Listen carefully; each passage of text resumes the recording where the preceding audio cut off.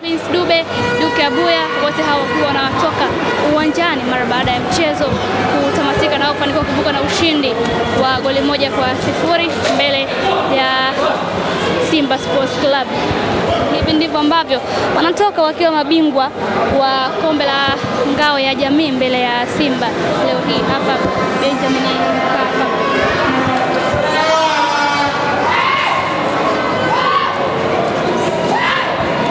Fanikiwa kuibuka na ubingwa wa kombe la ngao ya jamii kwa mara nyingine tena. Safari hii ni mbele ya mtani Simba Sports. Kwanza mnajisikia faraja au furaha kiasi gani?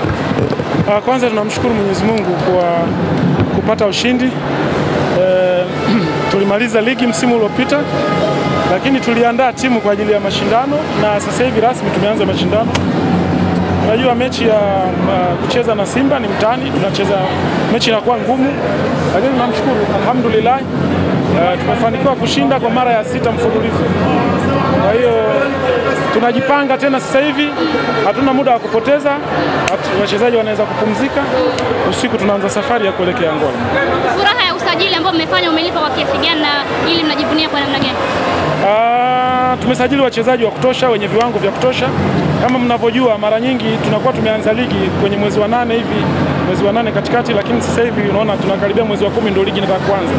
Kwa msimu huu utakuwa mgumu, tuna wachezaji wengi tumesajili, lakini ratiba pia itakuwa ngumu. Ukiangalia mashindano ya AFCON yanakuja, mechi za kimataifa zitakuwa nyingi, ratiba ni ngumu kusema kweli. Kwa hiyo ndio ilikuwa sababu ya sisi kusajili wachezaji wengi wa kutosha, kwa sababu tunajua tunakoelekea ligi itakuwa ngumu kwa sababu ratiba itakuwa ngumu. Kwenye mechi na mtani kuna mipango mikubwa au tofauti zaidi na mechi nyingine? Hapana, mpira ni dakika 90, mpira unachezwa uwanjani. Ukisajili timu nzuri, ukiingia uwanjani na uhakika wa kuwa na wachezaji wa quality, unapata matokeo na ndio kilichotokea. Nakushukuruni sana.